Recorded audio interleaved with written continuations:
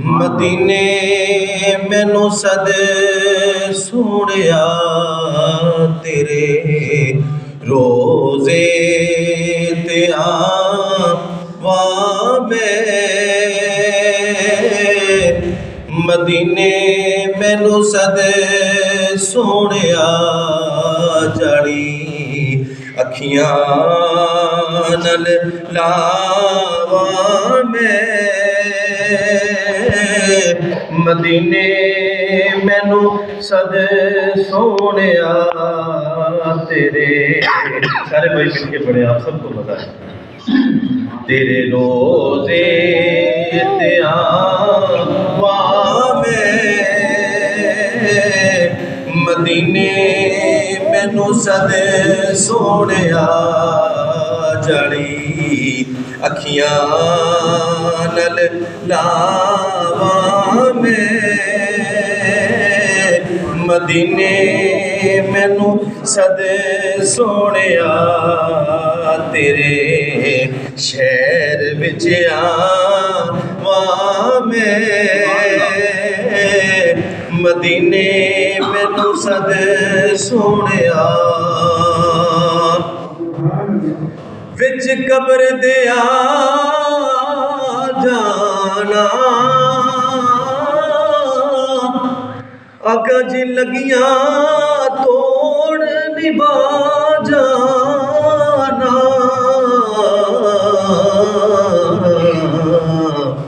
وچ قبر دیا جانا آقا جی لگیاں توڑ نبھا جانا پواں صدقہ حسین دا میں مدینے مینو سد سونیا جڑی اکھیاں نال لاواں میں مدینے مینو سد سونیا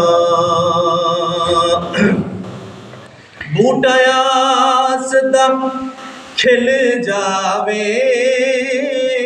سانو مدنی جے مل جاوے بوٹا یاس دا کھل جاوے آقا جی سانو مدنی جے مل جاوے سانو شوق بتیرا مدینے مینو سد سونیا جڑی اکھیاں نال لاواں میں مدینے مینو سد سونیا نہایت ہی واجب القدر دوستوں بزرگوں بھائیوں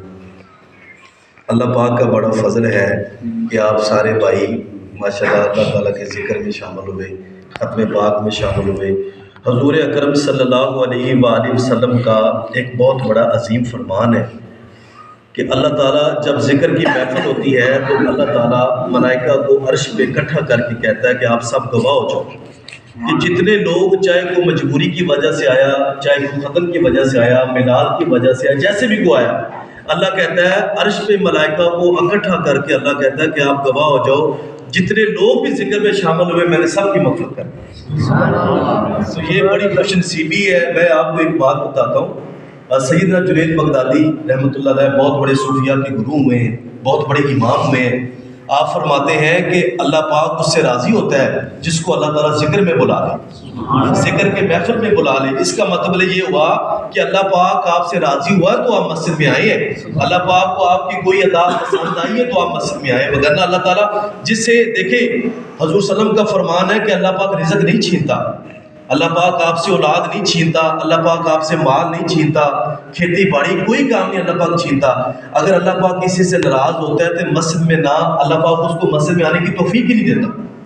یعنی کہ اگر کوئی بندہ مسجد میں نہیں آیا تو پیغمبر فرماتے ہیں، آخری پیغمبر فرماتے ہیں کہ اگر کوئی بندہ مسجد میں نہیں آیا نا تو اللہ پاک اس سے ناراض ہے، یعنی کہ اللہ پاک مال اولاد دولت یہ تو اللہ نے اس کا وعدہ کیا ہے، لیکن اگر وہ مسجد میں نہیں آیا تو اس کا مطلب یہ ہوا کہ اللہ پاک اس سے ناراض ہے۔ اگر کوئی بندے کو اللہ پاک نے سجدے کی توفیق نہیں دی تو وہ اس کو یقین مانے گھر میں بیٹھ کے رونا چاہیے، وہ اللہ تعالیٰ سے معافی مانگے۔ اگر حضور فرماتے ہیں، پیارے نبی فرماتے ہیں، اگر کسی کو سجدے کی توفیق نہیں ملی اس کو رونا چاہیے، اللہ پاک اس سے ناراض ہے۔ تو میرے بھائیوں، اگر آپ کو یہ دعا مانگا کریں کہ اللہ پاک ہمیں سجدے کی توفیق دے، ذکر میں محفل جو ذکر محفل لگے اس میں آنے کی اللہ پاک ہمیں توفیق دے، یہ اللہ پاک کا بہت بڑا فضل ہوتا ہے کہ اللہ پاک ہم سب کو ادھر آنے کی توفیق عطا فرمائے۔ میں حضور اکرم دیکھیں مسجد نبی میں لوگوں کو اکٹھا کیا، جمعے کا دن رکھا، عید کا دن رکھا، اس کا مقصد صرف یہ تھا، اگر عمر کھڑے ہوتے، ادھر عثمان کھڑے ہوتے، علی کھڑے ہوتے، اچھا جمعہ رکھا، عید رکھی، اجتماع، یعنی کہ لوگوں کو اکٹھا کرنے کا مقصد صرف یہ نہیں تھا کہ عبادت کرنا، ذکر کرنا، نماز پڑھنا، صرف حضور پاک نے یہ نہیں بتایا، بلکہ حضور پاک صلی اللہ علیہ وسلم کے اندر ایک انسانیت تھی، احساس تھا، لوگوں کو اکٹھا کرنا۔ آپ کو پتہ ہے مسجد نبی میں جب جمعہ پڑھا جاتا تھا، جمعے کے دوران حضور پاک خطبے پہ کھڑا ہو کے یہ بھی کہا کرتے تھے، آپ میں سے کوئی بھوکا تو نہیں ہے،